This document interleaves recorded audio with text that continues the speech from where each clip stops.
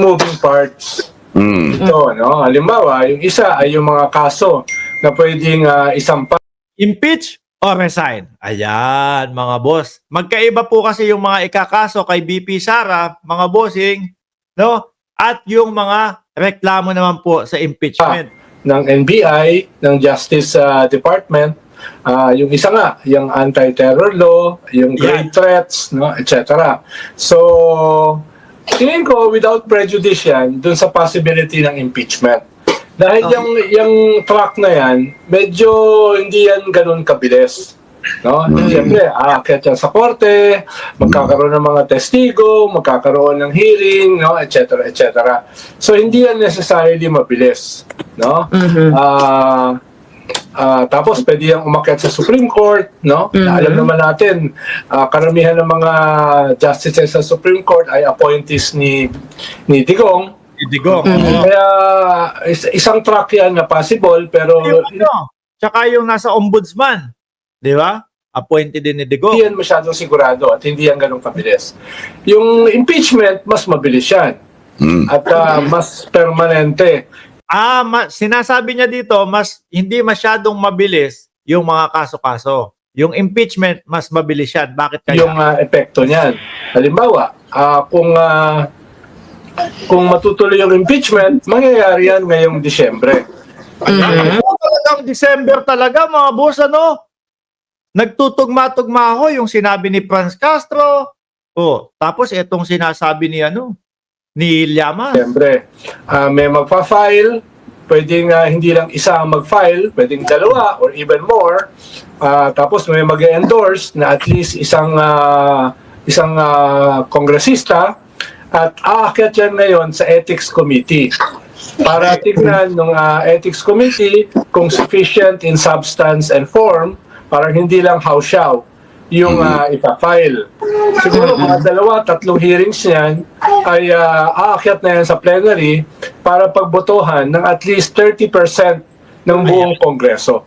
Sa tingin niyo po, mga kababayan, doon sa Kongreso, makakakuha ng 30% no, na boto para i-impeach si Inday Sara Duterte? Tingin ko, lagpas pa doon. No? Ang tawag nga po nila sa Kongreso, mga kababayan, super majority! Hindi lang majority.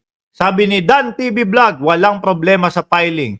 Kaso pagdating sa Senado, baka ibasura nila at maraming kakampi si Sara. Yan. Pero sir, yung isang sinasabi ko, no? Yung tawag dito? Nagpatawag ng meeting ang Pangulo. Si BBM, si Martin Romualdez, at si Chis Escudero. Ano kaya talaga pinag-usapan ng mga yun? Yung lang, budget lang kaya talaga? Or baka may pag-uusap na din doon tungkol sa impeachment? Tapos, kung matapos yun, ibig sabihin, impeach na si Sara sa House, sa Kongreso. So, aakyat siya sa Senado for trial. So, possibly, ang trial ay mangyayari sa Enero. Bilis, ano? Ano na ngayon? Ngayon dyan sa Pilipinas, 1 na. December 1 na.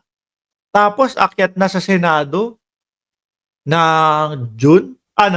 Ng January. Ang bilis. So, mas mabilis nga ito. Medyo kapos sa oras, pero relative naman kasi ang oras eh. Depende kung paano yan didiinan, depende kung gaano kabilis yung trial, no? At so yung mga yung mga negosasyon, dahil it's not simply a legal process. It's a political process.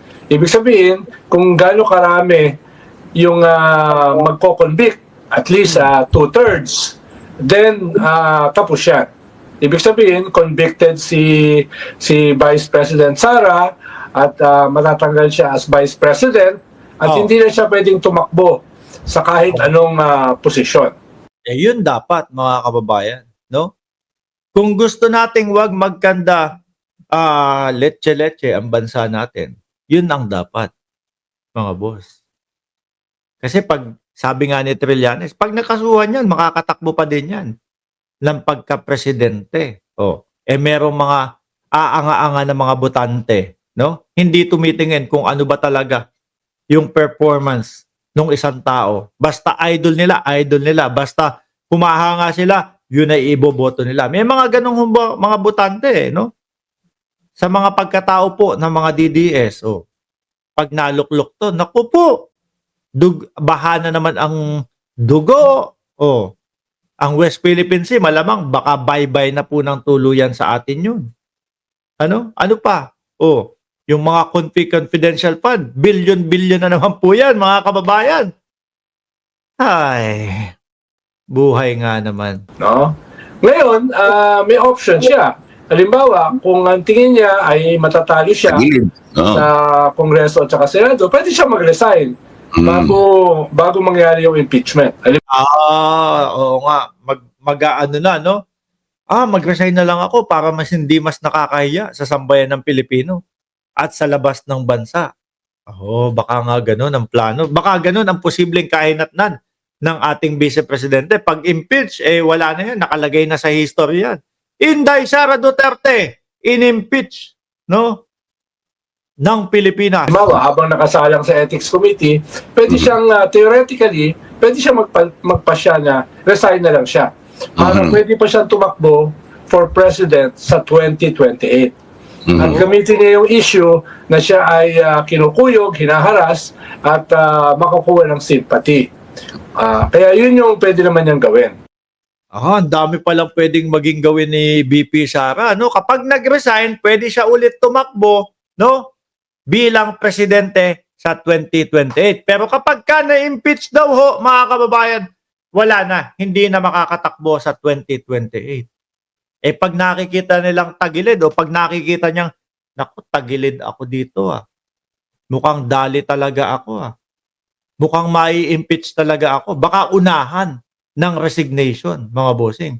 Sabi ni Angel Rivera, mag-resign pwede, tumakbo pa, pero impeach ay hindi na pwede. Sabi nung kumpare ko na si Just Vincent, hindi yan magre-resign at tuloy-tuloy pa sa pambabatikos at pagbabanta. Nako, baka kapag ka itinuloy-tuloy niya pa to ng mga isang taon pa, ang kalagyan na nito, mga kababayan, is wala na. No? Baka oblo na, disbar pa, impeach pa. Mga bossing, lahat-lahat na yun. Wala corner na po, mga kababayan. No? Hindi na po alam nila kung saan sila susuot. Ang dating Pangulong Duterte naniniwala, wala nang nakikinig sa kanya. Paano ka ba naman makikinig pa din kay dating Pangulong Duterte?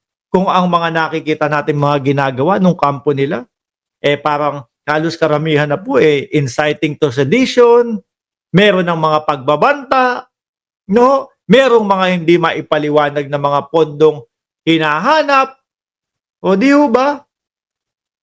Mga boss, nandiyan pa din naman ang mga DDS para sa kanila, mga kababayan.